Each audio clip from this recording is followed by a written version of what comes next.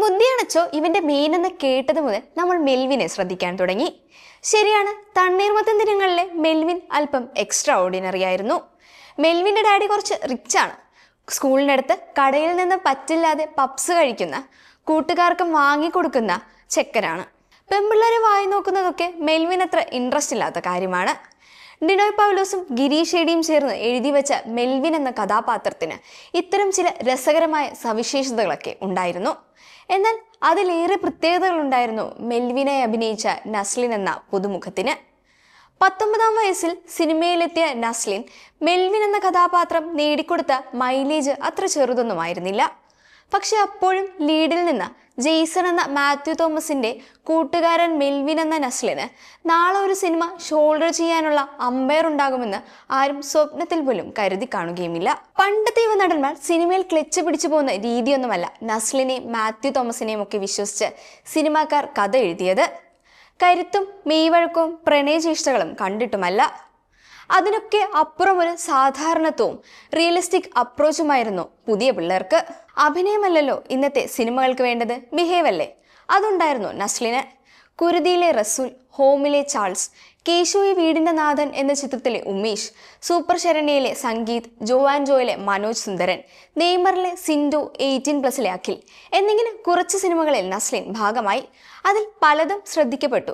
ആദ്യ ചിത്രത്തിന്റെ തന്നെ സംവിധായകൻ ഗിരീഷ് ഷേഡി ഒരുക്കിയ പ്രേമലു ഒടുവിൽ കരിയറിലെ ആദ്യത്തെ കിക്ക് നസ്ലിന് കൊടുത്തു.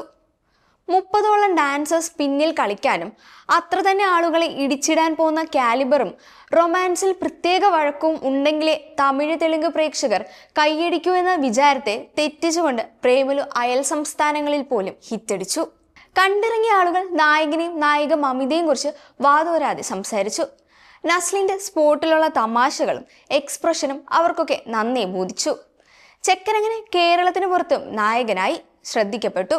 സച്ചിനെ പോലൊരു പയ്യനെ യഥാർത്ഥ ജീവിതത്തിൽ കണ്ടാൽ തലക്കിട്ടൊരു അടി കൊടുത്തിട്ട് മര്യാദയ്ക്ക് ഒരു ജോലിക്കൊക്കെ ചെയ്ത് ആ പെണ്ണിനെ പ്രേമിക്കട എന്ന് പറയുമായിരുന്നുവെന്ന് പ്രേമലു കണ്ട് സംവിധായകൻ രാജമൗലി പറഞ്ഞത് അത്രത്തോളം നസ്ലിന്റെ സച്ചിൻ എന്ന കഥാപാത്രം അദ്ദേഹത്തിന് വർക്കായതുകൊണ്ടാണ്.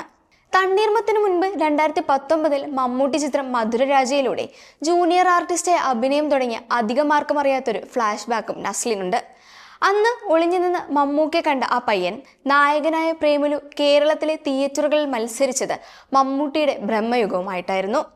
2024 ഇന്ത്യയിലെ തന്നെ ഏറ്റവും ലാഭകരമായ ചിത്രങ്ങളിലൊന്നായിരുന്നു പ്രേമലു. നിർമ്മാതാവിന് 15 മടങ്ങ് കളക്ഷൻ നേടിക്കൊടുത്ത സിനിമ.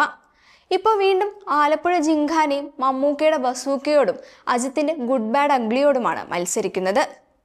നസ്ലിൻ ഇതുവരെ ചെയ്തതിൽ ആകെ നോക്കിയാൽ സിനിമയിലെത്തിയ 5 വർഷം ഗംഭീര ടീമിന്റെ ഏറെ പ്രതീക്ഷ നൽകുന്ന പ്രൊജക്റ്റിൽ നായക നിരയിൽ എത്തി നിൽക്കുന്ന നസ്ലിന് പ്രേമഴ പോലെ അല്ലെങ്കിൽ അതിനുമപ്പുറം ഒരു കിക്ക് കൊടുക്കാൻ പോന്ന കഥാപാത്രമാണ് ജിംഖാനയുടെ എന്ന് തർക്കമില്ല.